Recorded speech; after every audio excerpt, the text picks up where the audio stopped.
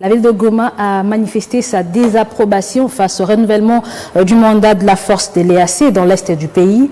Une décision très mal perçue par certaines couches sociopolitiques du Nord Kivu pour qui la prétendue collaboration de la force de l'EAC avec les rebelles du M23, mais aussi leur inefficacité a remis en cause le but de cette force dans le pays.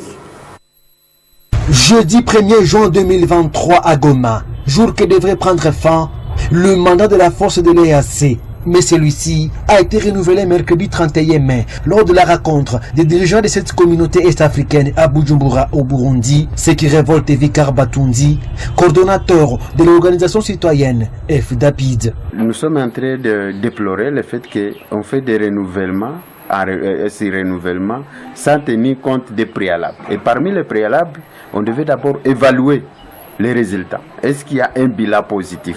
Et si le bilan il est mitigé, comme c'est décrit par la population, la moindre des choses serait de remercier cette force et que le gouvernement puisse prendre d'autres dispositions. Nous demandons au chef de l'État de se dédouaner par rapport à cette question, mais pour les parlementaires, on ne comprend pas aussi leur silence par rapport à cette question qui équime la province de Nord Kivu. De son côté, Baptiste Guillaume Bérémy, acteur politique au Nord Kivu, pense qu'il faudrait donner le temps à cette force et laisser le gouvernement décider. Laissez les autorités travailler parce que vous savez qu'ils savent ce qu'ils sont en train de faire. Les 3 mois, c'est peu de jours. Je pense que c'est 90 jours.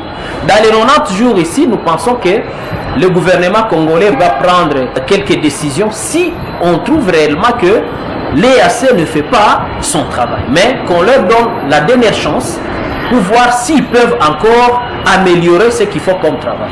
Pour le président de la société civile Nord Kivu, John Banyene, s'il y a un nouveau mandat, il doit être offensif et les éléments FARDC doivent être présents dans toutes les zones sous occupation de l'EAC. Si on a prolongé le mandat et qu'on donne un mandat offensif à cette force, pour dire si les M23 ne respectent pas les clauses de la résolution du ministre sommet des chefs d'État de Luanda, où il devrait se retirer de toutes les zones et aller se cantonner pour entamer le processus de désarmement, nous ne serons pas d'accord avec cette observation que la force de l'EAC est en train de faire ici chez nous. Nous sommes en train de demander et nous insistons que partout où se trouvent les forces de l'EAC, le FARDC doivent aussi faire partie pour que nous puissions être rassurés.